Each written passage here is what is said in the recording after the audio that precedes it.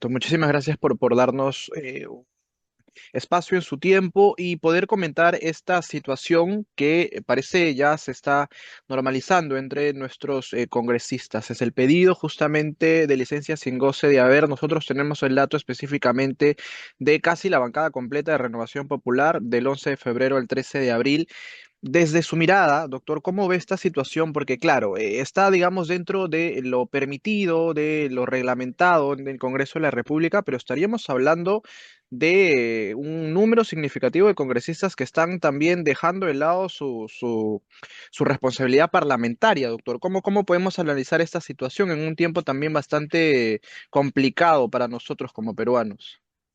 Mira, en principio, los congresistas tienen derecho a presentar licencias, por un lado. Por otro lado, es cierto que, de acuerdo al reglamento del Congreso, cuando el Consejo Directivo otorga una licencia, disminuye el número de hábiles con los cuales puede iniciarse una sesión, tanto en el Pleno como en cualquier otro órgano parlamentario, así como se disminuye también la base respecto de la cual se hace el cálculo de las mayorías para tomar decisiones. Ujú. Si las mayorías se deben tomar a partir del número de hábiles, como ocurre también para calcular el quórum, no hay ningún tipo de impedimento en relación con las decisiones que es necesario que tome el Congreso durante el periodo que comprende los meses de marzo y abril, que es cuando tienen lugar las elecciones. Sería aproximadamente mes y medio. ¿Cuáles son las situaciones de riesgo? En principio, se trataría de los casos en los que por el reglamento o por la Constitución existe una mayoría que no se calcula sobre el número de hábiles, Ujú. sino sobre el número legal de congresistas. Hay casos en los que se exige, por ejemplo, la mayoría absoluta sobre el número legal, o dos tercios, o tres quintos. Cuando se calcula sobre el número legal, obviamente si hay muchos congresistas que hayan solicitado licencia, esa mayoría no se alcanzaría.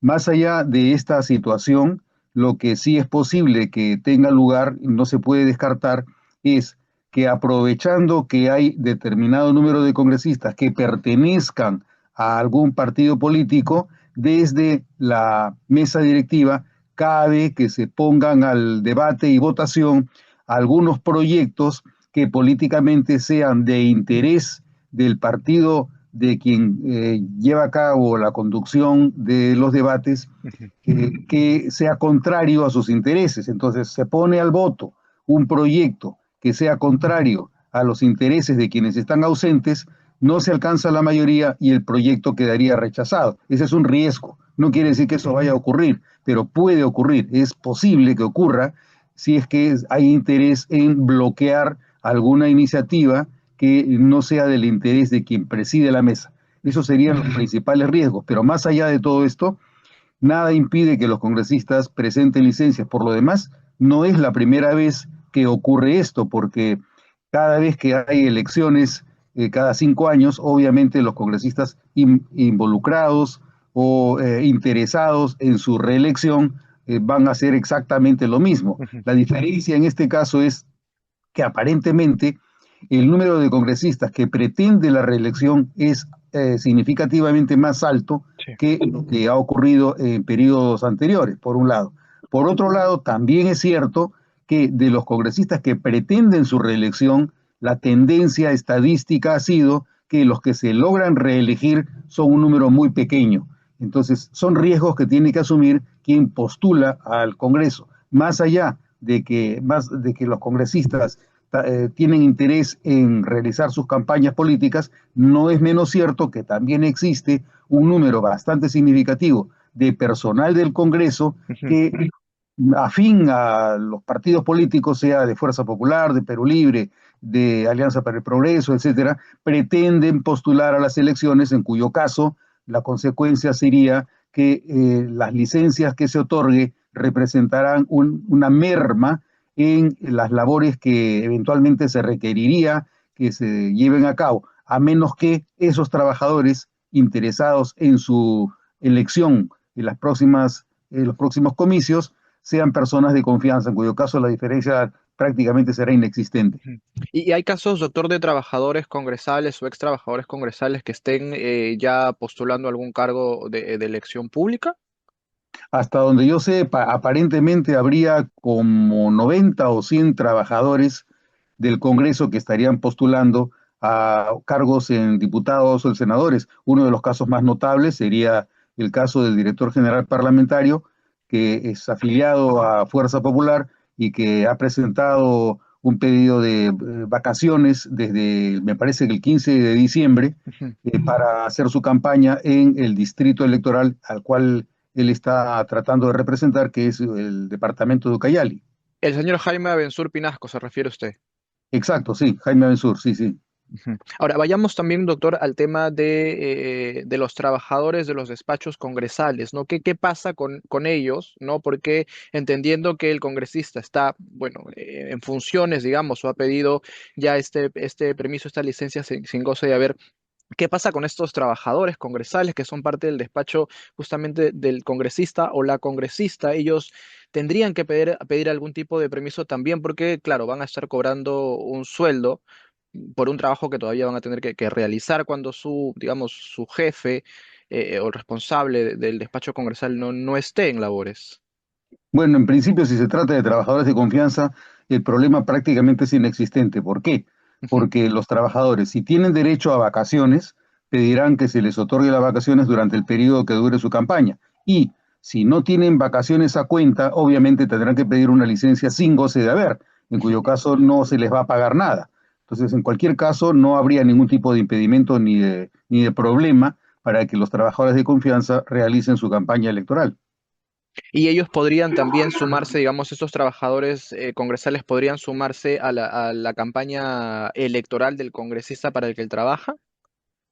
Claro, si piden licencia no hay ningún inconveniente, eso es parte de un derecho político que asiste a cualquier ciudadano. Ujú. Entonces, por ese no es el problema. A mi juicio, el principal problema es que ante este número bastante pronunciado de trabajadores, estamos evidenciando, tenemos una evidencia contundente de que hay un número significativo de trabajadores, no solamente de confianza, sino también de planta que han sido designados por fundamentalmente razones políticas y no porque hayan desarrollado una trayectoria, tengan experiencia o hayan cumplido con una línea de carrera en el Congreso. Probablemente el único caso sería el de Jaime Benzur, que trabaja en el Congreso durante aproximadamente 20 años, pero a partir del año 2020, me parece, se afilió a Fuerza Popular y está realizando una campaña a favor de la señora Fujimori. Ujú. ¿Y qué pasa entonces, doctor, con el tema de la neutralidad política, por ejemplo, tanto para los congresistas como los trabajadores congresales?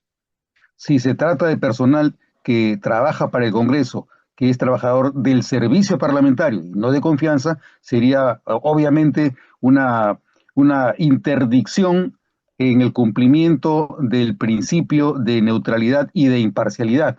Estaríamos obviamente nuevamente ante un caso en el que se está violando una regla central del trabajo institucional en el Congreso. Si tú trabajas para el servicio parlamentario, se supone que tú debes trabajar para todos los congresistas y que no debes tener vínculo partidario con ninguno de ellos, de forma que pueda parcializarse tu función en favor de uno de los grupos que justamente con el que tú guardas algún tipo de afinidad. Ujú.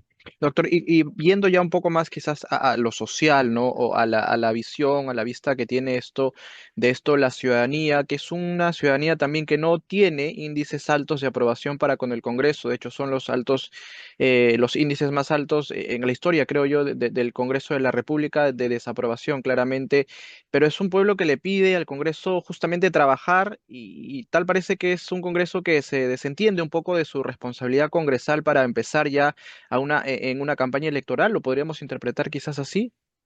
Mira, Ayrton, más que lo que esté ocurriendo con este Congreso, a mí lo que más me preocupa es lo que vaya a ocurrir con el siguiente Congreso, Ujú. porque con los niveles de fragmentación que tenemos, es muy probable que de los 30 y tantos partidos que estén postulando, el número de los partidos que pasen la valla sea muy pequeño. Ujú. Contra menor sea el número de partidos que pasan la valla, aumenta el número de electores que quedan sin representación por las tendencias históricas que conocemos. Aproximadamente el 30% del electorado no vota, por las razones que fuese, no vota. Aproximadamente el 20% vota nulo o vota blanco. Hasta ahora, más o menos el 10% del electorado no consigue representación porque no pasa la valla electoral. Con la inmensa cantidad de partidos políticos que están postulando, es muy posible que solo alcancen representación desde una perspectiva pesimista entre 3 y 4 partidos. Obviamente quedarían aproximadamente unos 30 partidos sin representación en el Congreso.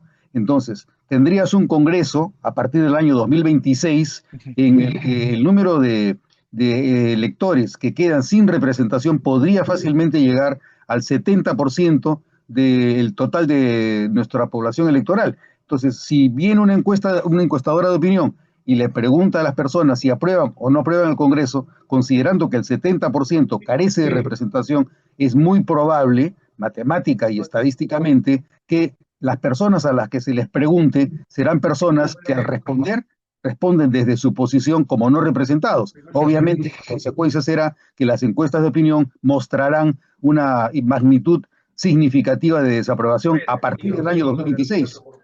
Perfecto, muy enriquecedor, doctor.